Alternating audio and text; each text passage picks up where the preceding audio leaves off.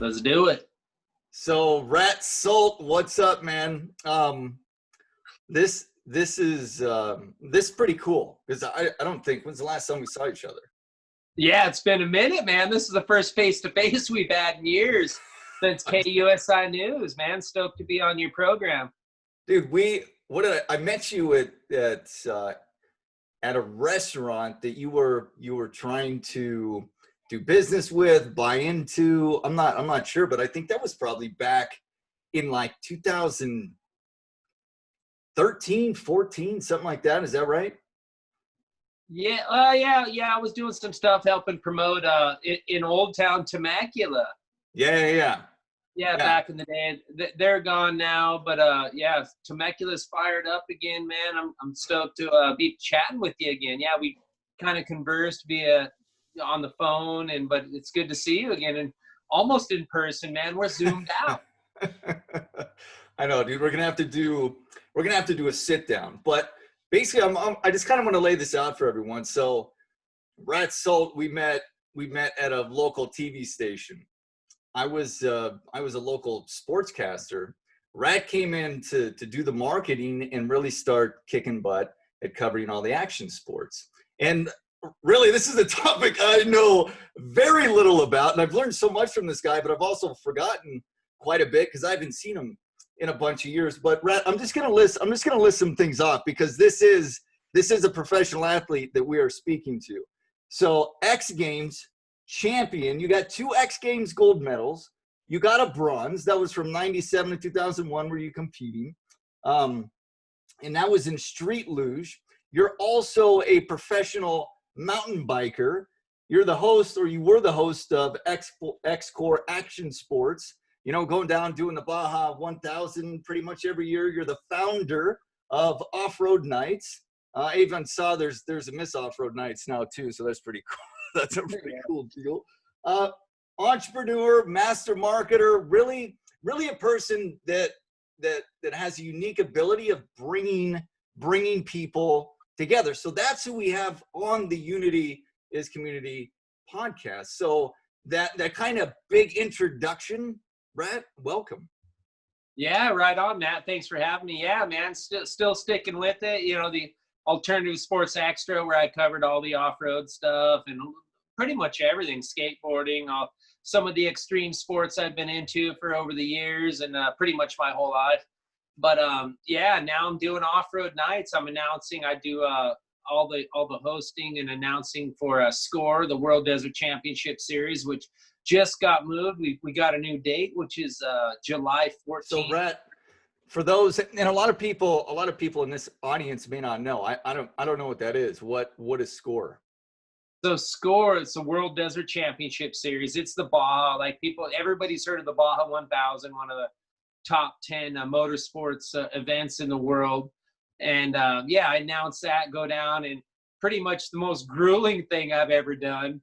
50 hours last Baja 1000 for just doing interviews and everything. But yeah, so I do that whole series, and super excited. We have the Baja 1000 coming up here on July 14th through the 17th. So we're down to the pre-race series. Let's go back real quick. So you did 50 hours worth of production interviews in how much time? 50 hours straight, man. What? Yeah. Oh, that's right. There's no break. Okay. Yeah. So that's just, you race until you're done. That's kind of the deal, right?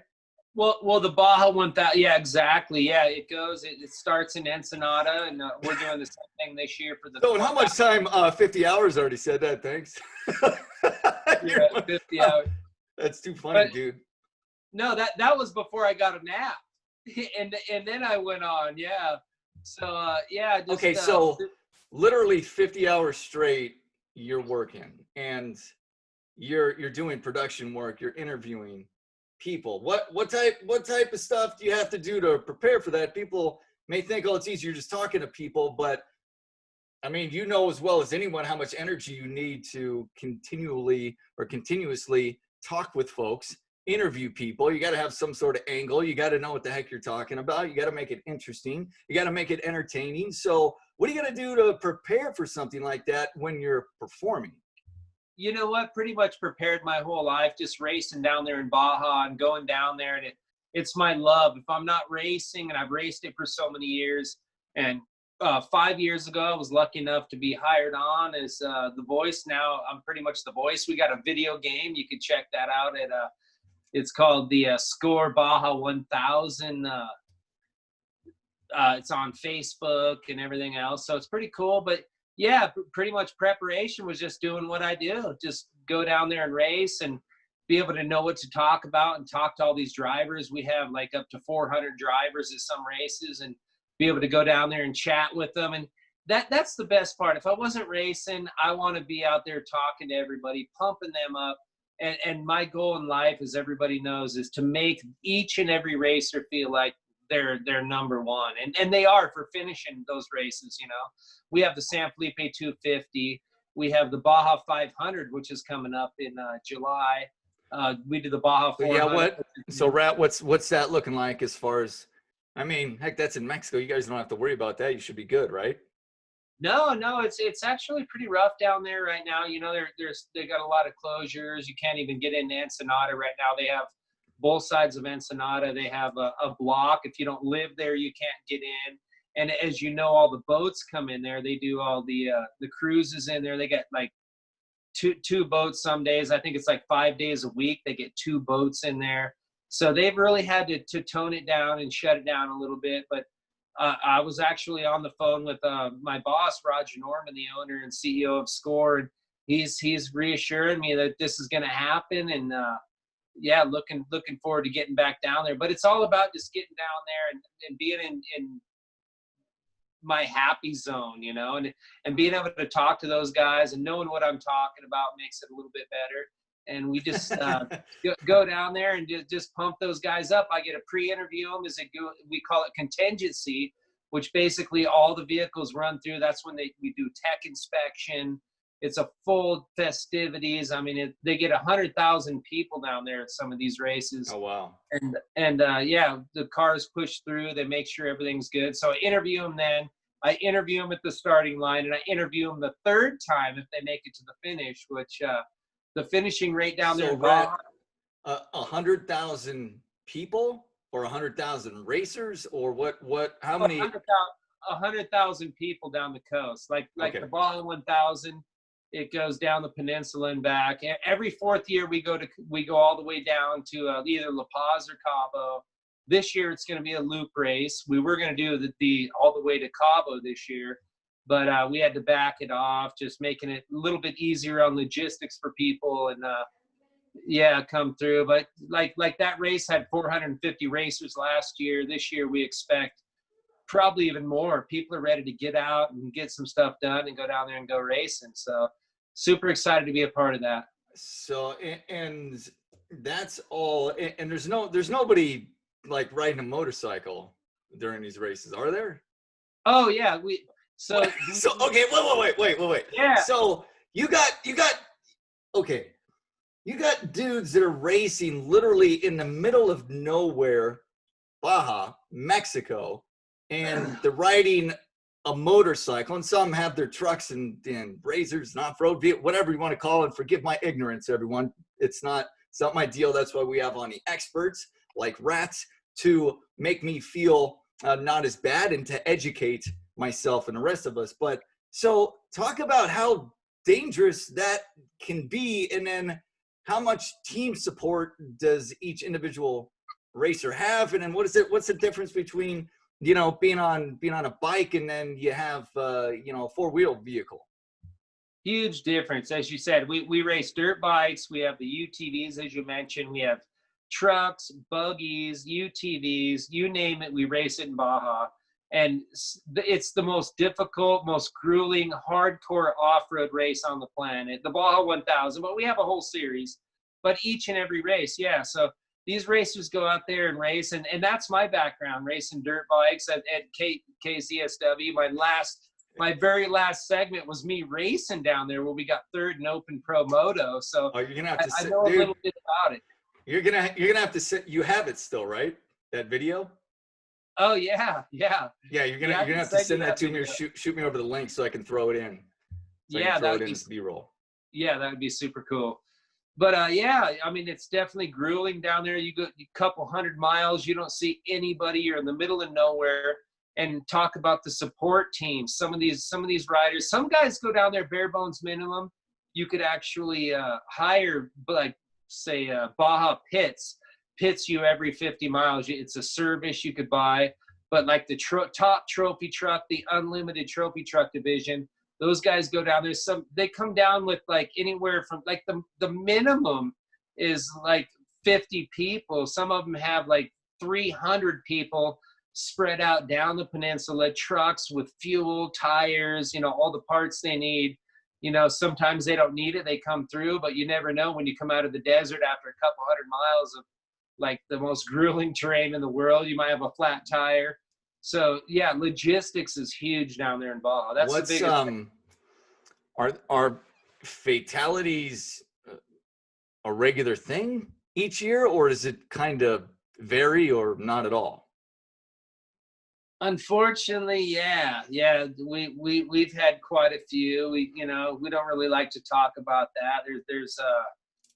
There's been some bad times, some good times, but yeah, it's like everything else in life, there's risk. Yeah. Enter at your own risk, right? And we're that's what makes it so gnarly.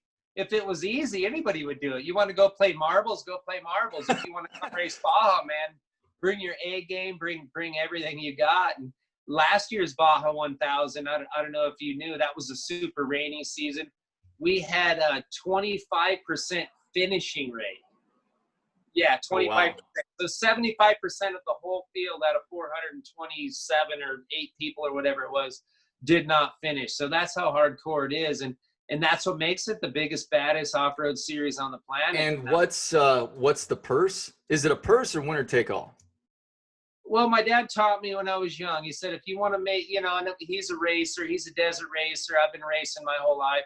He said, hey, if you want to make a small fortune racing off-road, you just have to start with a large one. There's not a lot of money. You win a little bit of money. And BF Goodrich, one of the proud sponsors, 43 years backing the Score series.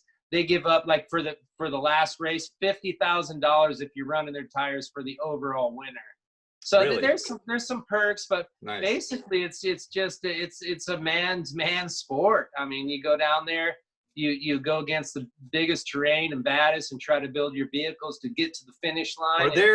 So up here, the U.S., we're known for all of our regulations, right? Which a lot of them are really good. They're safety nets, which we need half the time. Sometimes, maybe it's overkill. In Mexico, it's a little bit different. What's a landscape like as it pertains to regulations on the vehicles, the racers, the teams, spectators? Talk about that a little bit. Well, when it comes down to the race vehicles and the teams, they're super stringent. They always have been.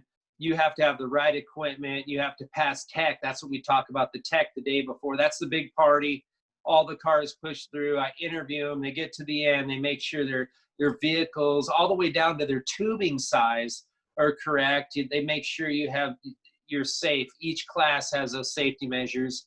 And Score, the last couple of years, I mean, as you mentioned, I mean, we've had some bad incidents down there, and they step up their program. Last Baja 1000, we had 250 federales helping us out. They hired the government to just be crowd control. And the hard part is keeping people off the course down there. I love Mexico. I love the people down there, but for some reason, this new selfie thing, people want to get right out on course if the trophy truck comes by.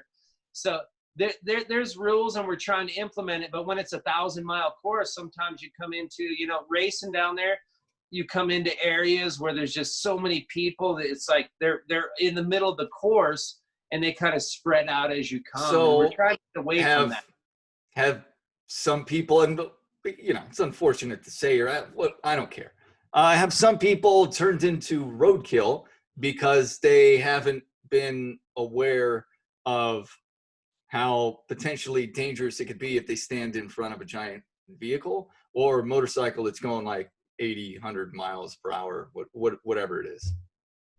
Absolutely. I mean, things happen down there. So we try to implement everything we can to keep people safe on course. Like when you get closer to towns where there's more people, we try to keep people off course. We rope off areas and try to make it as safe as possible. And it's getting better and better every year, especially I think really implements that. I think this is a perfect example. And again, of everything that's going on right now around the world is, do your best to make good decisions, right?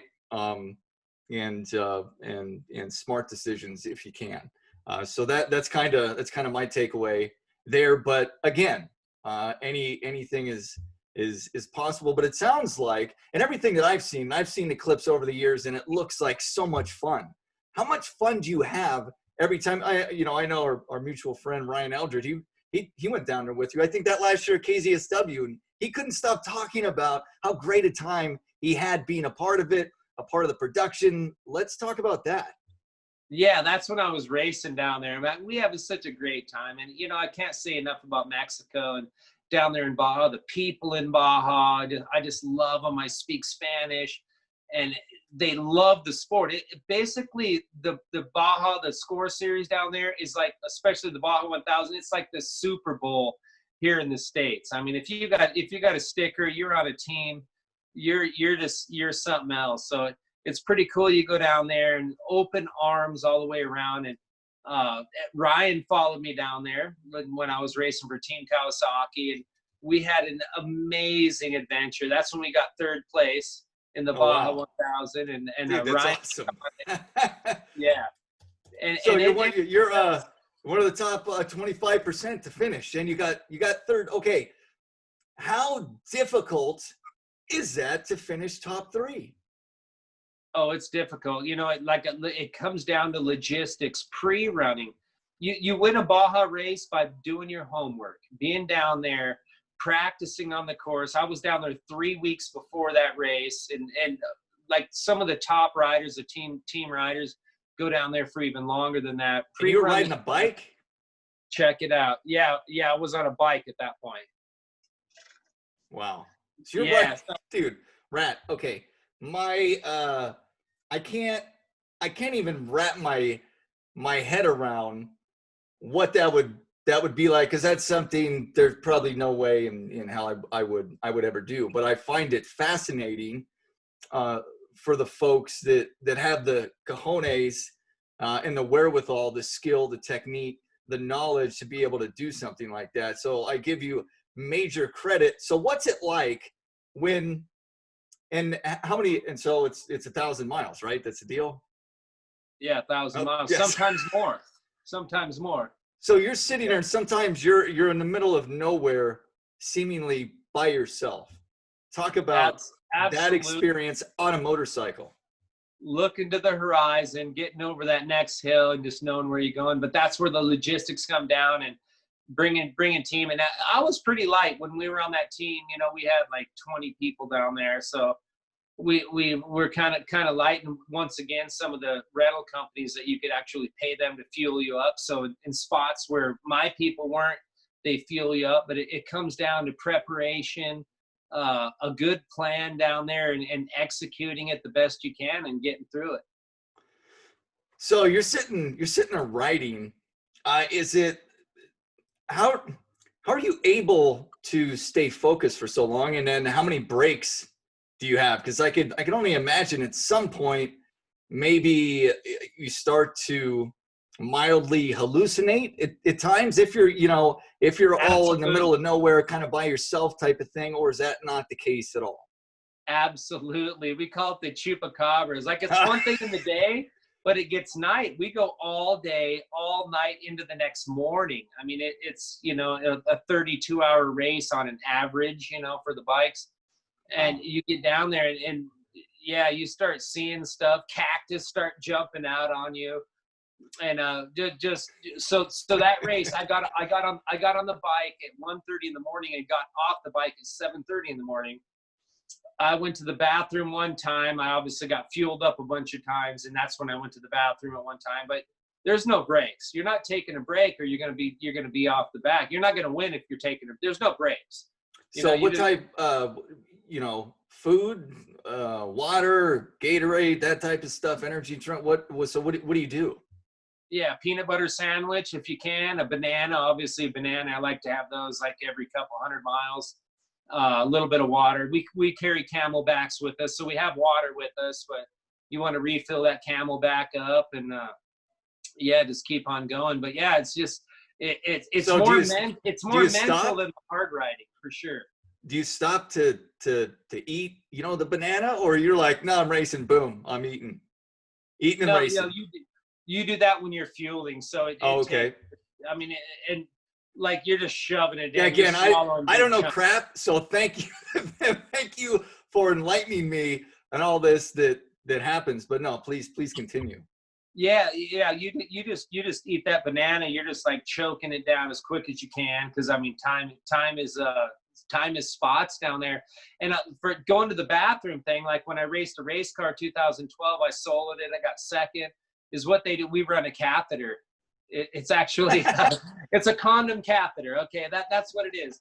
But you don't stop to go to the bathroom. You just go to the bathroom when you're going. It comes out the bottom of your leg. Back in the day when they didn't have that, you just go in your seat.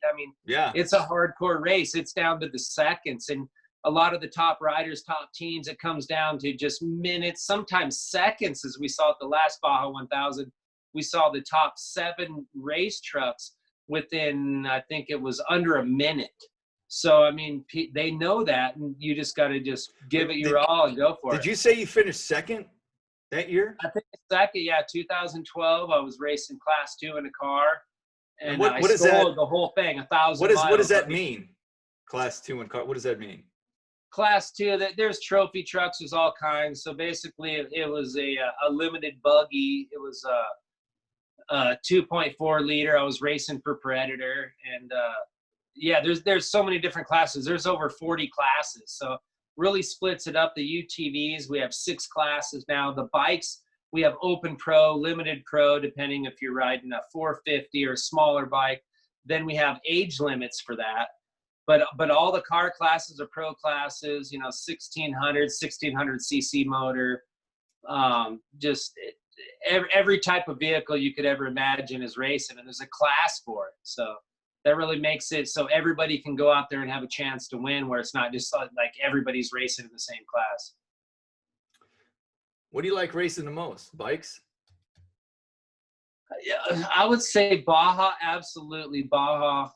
Racing the bikes, that's like the man sport. Like, you finish a Baja 1000 on a bike, let alone win or get in the top 3, that's right on the top of your markings on your pedestal. So on average, how many racers riding a bike are there each year, and then how many actually finish? The bikes, I think, I'm not really sure, but I know there's over 100 bikes. We have sportsman classes, pro classes. As I mentioned, we got the unlimited and the limited class, and then there's class 30, which is if you're 30 years and younger, class 40, 50, and we've even had 60, class 60. So really, if you're over 60 years old, we usually get a couple guys every year that are on the bike. Those are just like the guys like me down the road. I'm going to be out down there trying to get it done in the class 60. So are you racing this year? No, they should, because that's the love-hating thing. I love announcing. I can't race because I'm announcing, but I'm planning on doing some stuff, working with a Speed UTV, a brand new UTV coming out. Robbie Gordon Motorsports is building. Gonna be driving one of those in some of the state races. But down there in Baja, it's all about going to work and pumping everybody up and being down there and getting everybody to the finish line. Right, that's pretty remarkable. And this is one of the biggest reasons why I wanted to talk with you and catch up a little bit, because you're into a lot as it pertains to action sports, extreme sports, and just a wealth of knowledge, not only from someone who's a performer, but also an athlete. I want to talk a little bit about your experience during the X Games. You talked about, what happened in Baja on the bike and the class 2. Did I get that right? It's a class 2 car? Yep, class 2. Yeah. Class 2. I take notes. Everyone remember, take some notes. That's my only solo mission, man. So, okay, you were a street luge athlete in the X Games, Gravity Games, and as I mentioned before, you won a couple of gold medals. You walked away with a bronze as well. So tell everyone about street luge and exactly what that is. Street luge, if you don't know, there's actually one sitting behind me right here. That's my street luge. Yeah, it's basically like a long skateboard you lay down on. I traveled the world for 7 years doing that, and a couple championships, and obviously the X Games, couple of world championships, and yeah, traveled around. So we bomb hills. We go down hills. It's all gravity fed. We start at the top of the mountain and go down to the bottom, and first guy wins. It doesn't matter what's in between. Okay, so you're literally on your back, right? You're on your back, not on your stomach, right? Yep. No, you lay on your back. You paddle out of the start with your hands. You lay down and you just like drive it like you stole it all the way down. It's all about who's got the most balls. So what type of speed? What type of speed you getting up to going down those hills? We've had races up to 80 miles an hour, and the gnarly part is the downhill skateboarding. Standing up. That's how I started, standing up on a skateboard. Same thing. You got to drag a foot to slow down for the turns, drift it, slide it sideways. And yeah, that's something else. But yeah, we've been up to 80 miles an hour, traveled all over the world doing that. That was probably my most well-traveled. I've been down there racing in Baja, race motocross, a little bit of supercross, but going all over the world and racing hills with some of the fastest Europeans, that's really, those are probably some of my best times. Baja's cool, but going all over the world and racing downhill skateboards and street luge is definitely something else.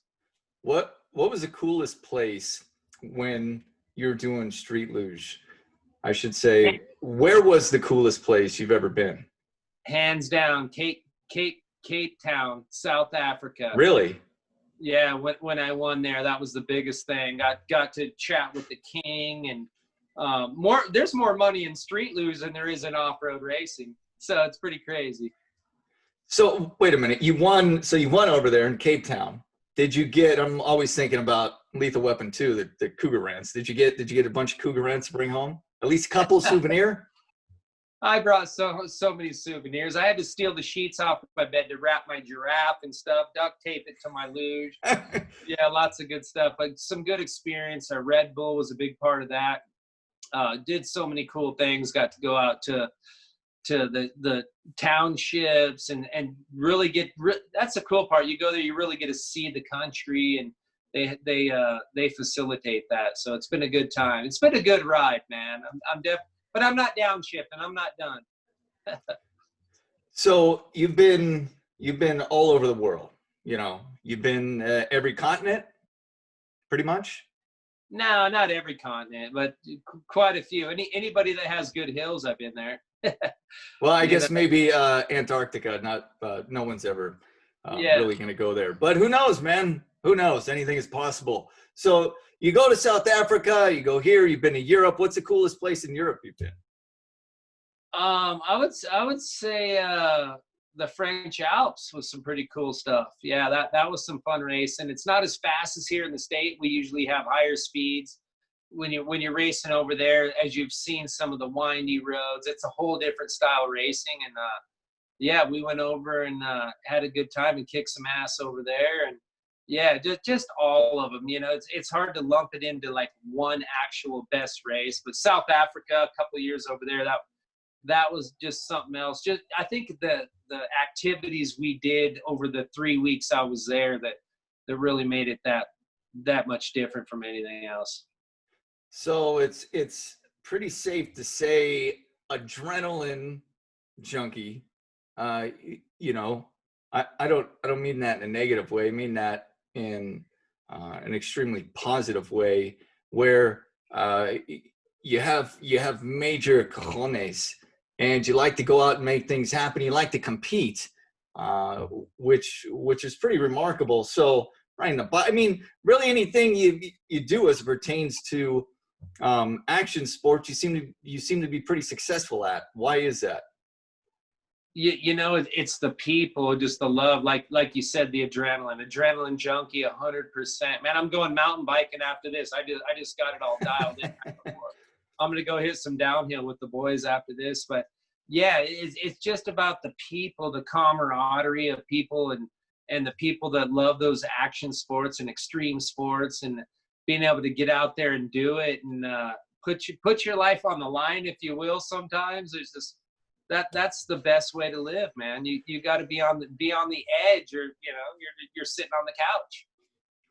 Dude, I find it totally fascinating. And now you're a professional mountain biker as well? Well, no, I used to be a professional downhiller, but now I just do it for fun. I've actually started riding quite a bit more here lately, and gonna go for the Socal Enduro series. So what is that?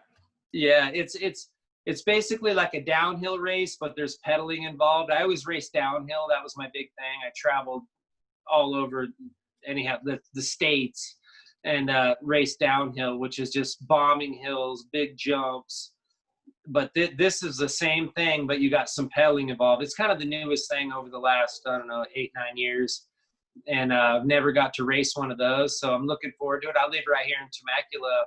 And out here at Lake Vale, we have the Socal Enduro series. So okay, I'm kind of getting pumped on that, and want to go out and start racing something really easy to go do, and still get my adrenaline fix on.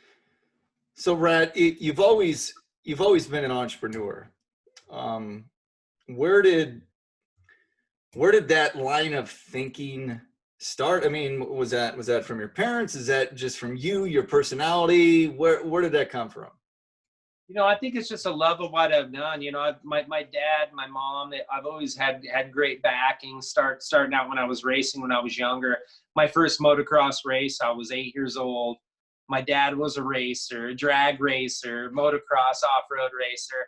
And I kind of took it. And then once I kind of got through a lot of that, and just a few years ago, this is my 5th year announcing for SCOR. I started doing more announcing. I announced monster trucks all over the U.S. and like I said, all the races down there in Baja, the SCOR World Desert Championship. I do a lot of stuff with Robbie Gordon, work with him, help him promote. So I just tried to take what I love and try to make some money off it. Like back then, I didn't care. I was just going racing. I was getting sponsored. I was like, hey, whatever, we're doing this.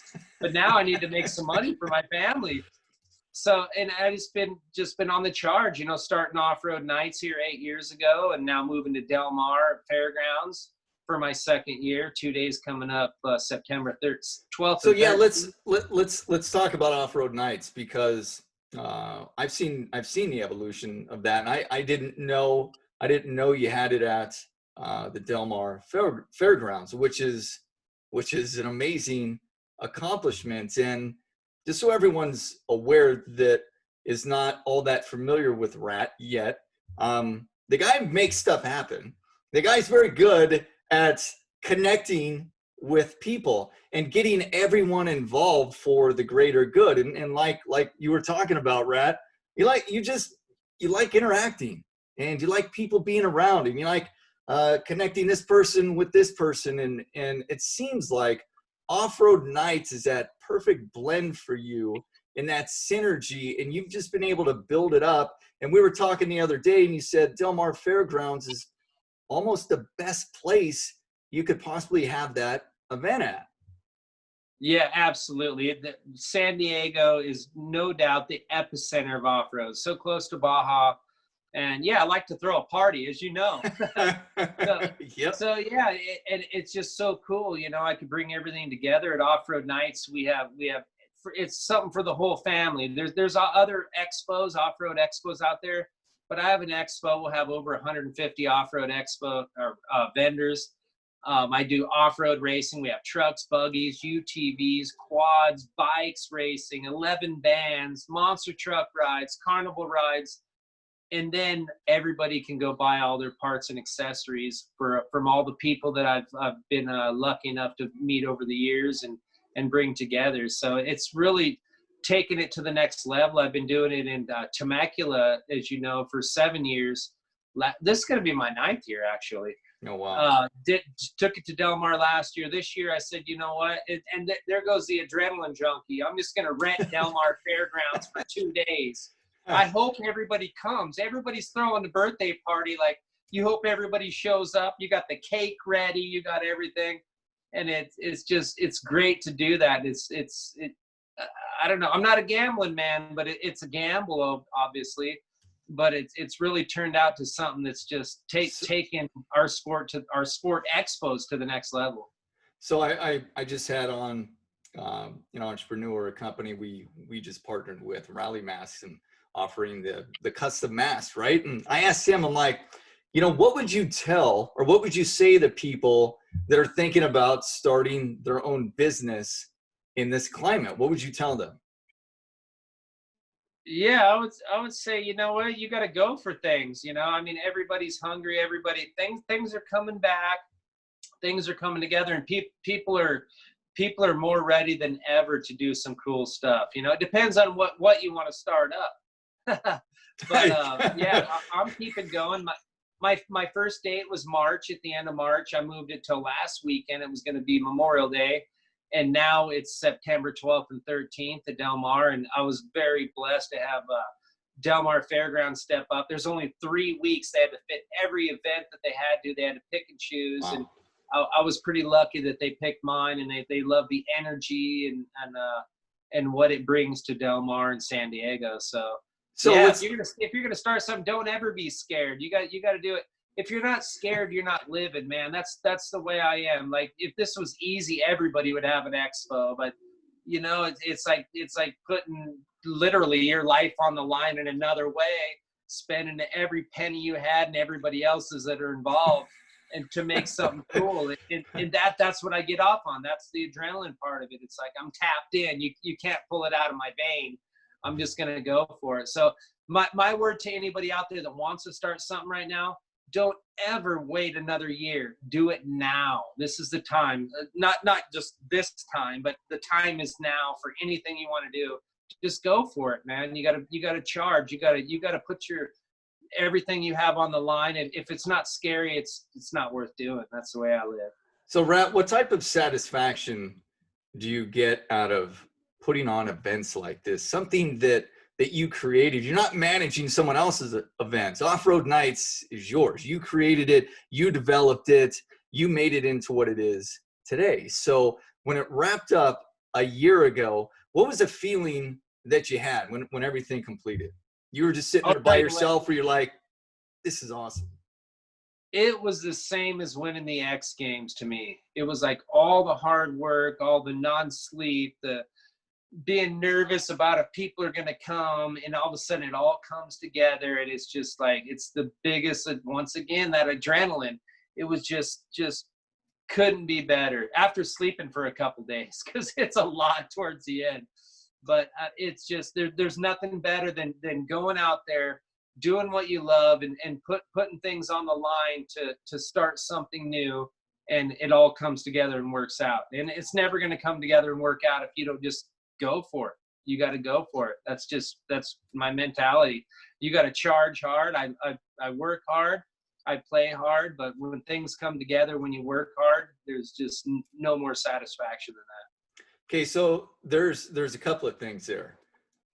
So you put everything on a line, especially moving it to the Del Mar Fairgrounds, and you had to put a decent amount of capital up front, whether it was yours or investors, right? So you had that to consider, that to worry about, and then on top of it, there's that potential embarrassment factor if it doesn't work, right? So there's the money aspect, but then, heck, man, am I going to be humiliated? Which deep down it's not going to happen, but we're humans and we think about this stuff. So for you as an entrepreneur, how are you able to manage that? And because you're an even keel guy, you're one of the most even keel people I think I've ever met. How are you able to manage those emotions? Oh, it's tough. Yeah. Once again, if it's just my money, no big deal. Okay, I lost out. But yeah, you bring everybody into it. Everybody's depending on you, and being in the industry, you get everybody to back you and get spots and sponsorships, and not a lot of sleep. I'm not gonna lie. I think I've cried almost every time. There's always these huge hiccups, these huge things. This time I did, in this COVID, we got through all this, but there's always some crazy curveball they throw at you. And my thing is, like you said, I worry about everybody else, all the people that I sucked into it and, sold on coming out. And when it comes through and everything works out great, people are selling stuff and it's a packed house like last year. It's just, you just can't beat that feeling. So it's just one more way to tap into living life. I mean, a lot of people go to work, they go to work, they come home, they go to sleep. I work all day and don't go to sleep, but when it comes to that event, it's like, okay, you just put your hands down. It is what it is. And when it comes out good, there's just no better feeling on the world. So people that are scared to take a chance out there, I think they should go for it. I don't care what it is. If you believe in it and you love it and that's what you want to do, you just go for it, and you only live once. Why do you think that there's so much apprehension to take that leap? Is it because all of us are really grown up on we need security. We have to feel secure, whether it's in a relationship, it's financially. Why do you think so many people have these dreams but don't quite take that step when they could totally do it? Because it's scary. Hands down, it's scary. You're putting things on the line, and some people, my background, you just got to go for it. Like I said, I mean, you live one time, you get one shot on this merry-go-round. And I want to make every second of it count. And I want to do big things, and I want to bring people together and do something that's life-changing for me and some other people. It's great to bring the people together. People are so happy. They're selling more product, and just to get everybody there together, with the racing, all the racing, it just fulfills me. If I'm not racing, I want to be on the edge one way or another. What type of satisfaction do you get out of helping people? And then on second part of that question, is there anyone in particular that maybe you've helped more so than others that's really made a huge impact in their lives? Basically, I try to do that with everyone. I mean, there's a lot of people I try to help out. I always like to give back. I'm a big donator for charities. I do a lot for a lot of local charities, but I really love just bringing companies together, having them be successful. We're all successful together, and just making money together and being happy and having a great time. So for you got Off-Road Nights coming up. It's September. What's the date? September 12th and 13th, Delmar Fairgrounds. What do people need to do if they wanna be involved as a sponsor, a vendor? I'm sure you have different options that people can really take advantage of. And then if they want to get tickets and they want to go enjoy all the festivities, what do people have to do? Yeah, absolutely. If they want to be a vendor, and it's not just all off-road vendors, I try to make it where it's a family event. So if you're something that might be similar, work in that landscape, we're definitely love to have you. We have the ornscene.com, or you can go to the Off-Road Nights Facebook page, and the tickets are all available there. And if they just want to come out and hang out, I'll tell you what, it's something like, it's the biggest off-road event that's ever happened in San Diego. I mean, there's been some off-road back in the day, Mickey Thompson, they have stadium super truck style. But we have racing, like I said, all the bands, the stuff for the kids, the family. You don't even have to be an off-road enthusiast to want to come out, or even if you want to get a vendor spot. We have lots of clothing companies. I got people selling recliners. I mean, there's all kinds of stuff, which lots of women's apparel. We got a little bit of everything. So it's cool to be able to have people come out, even if they're not an enthusiast, they can come out. There's something for them to do. There's something that's going to catch their eye, and they're going to have a good time. But ornscene.com, that's where you could buy tickets. We have tickets available online. But yeah, you don't want to miss it. I mean, if you've never been to an off-road event, this is a good step to get into it and see a little bit of everything. But be careful. You're going to get hooked. You're probably going to buy something there. You're going to buy a YouTube. You're going to want to get into it because it's definitely addicting. That's it. Rat man, I'm gonna wrap this up just with a little bit of KZSW chatter. And again, Rat and I work together. They're both doing sports, just doing it a little bit differently in more of our disciplines. But dude, I had so much fun there working with you and everyone else at the station. What's your fondest memory of KZSW? Oh man, just working with you guys. When I came into that, I was really new to the broadcasting stuff, and to see you doing the sports and just crushing it. It just was that was probably part of my whole walk to what I am now, because I was able to do that. I do so much TV stuff. I still do the stuff with X-Corp TV out of San Diego. And it was just, I think the learning experience, getting to hang out with you and just all the good times, and to saturate. I'm a sponge. That's what I am. Like, you probably have no idea, like, the impression you've made on me back then, but I just sucked that all up and just kind of, it took a few years till I was able to use it. But I think the people that were there, and just being able to have the biggest office in the place. I didn't start out doing the marketing. I started just doing my alternative sports extra. That's right. They didn't want to pay me to do that. So that. Oh, that's right. They wanted to pay you $25 for like for a report, a package, if you will, that they would. Yeah. You're like, I'm not doing this for $25. Yeah, and I'm like, I need an office, man. I need somewhere to go. Yeah. So they made me the marketing director. We had some fun with that. It's a shame that went under because of their deal, not our deal. And yeah, I think just learning from all of you guys there and getting my experience. That's where I learned how to edit.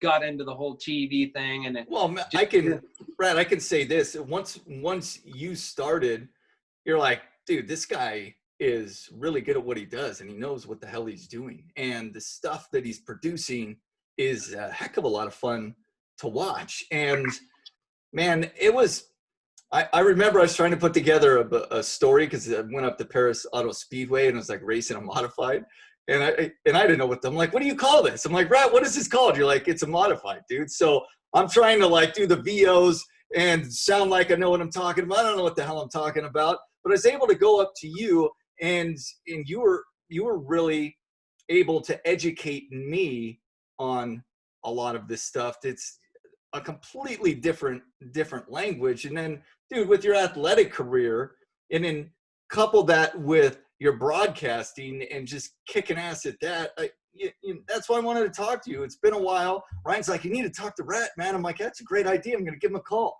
and podcast, dude. So it was, dude, it's a lot of fun. I can laugh about that place every day. But the people, and to your point, the people that were there made it what it was. And I don't know if you feel this way, but I think they could do a sitcom about that place, or some sort of documentary. If they did a sitcom about that place, and it's the setting is the mid 2000s, I think. With all the stuff that was going on there, I think people would be very intrigued to see what transpired. Absolutely. And to people watching out there, you talk about wanting to start their own thing. If you love it, go for it. And that's what I was into. I wanted to go out and bring my, action sports industry into things. And that was definitely a big stepping stone for me, man. Yeah, great to work with you there, and great to see you're blowing it up. You got your custom canopies going and killing that. So you're still in the game, and it's just great. So many people you meet, and you only get one shot at this, so you might as well make it the best you can, and don't sit on the couch too much. Go out and do stuff, whether it's even riding your mountain bike or whether you're going out and announcing Baja. Just do what you love, and don't downshift ever, man. Keep it wide open. Well, Rat, man, it's so much fun. Heck, it's been an hour.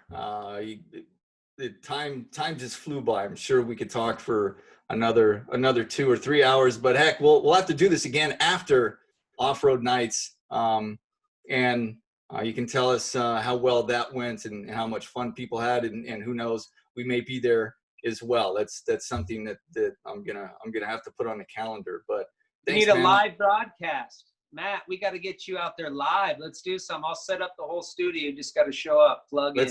Dude, let's do it. I'm in, man. I'm in. Yeah. Let's do it, man. Well, I sure appreciate you having me on here, and I hope everybody had a good time. And yeah, just once again, you only get one shot at life, man. Live it to the fullest. I don't care what it is, what you're into. If you play marbles, go out and play marbles anywhere you can.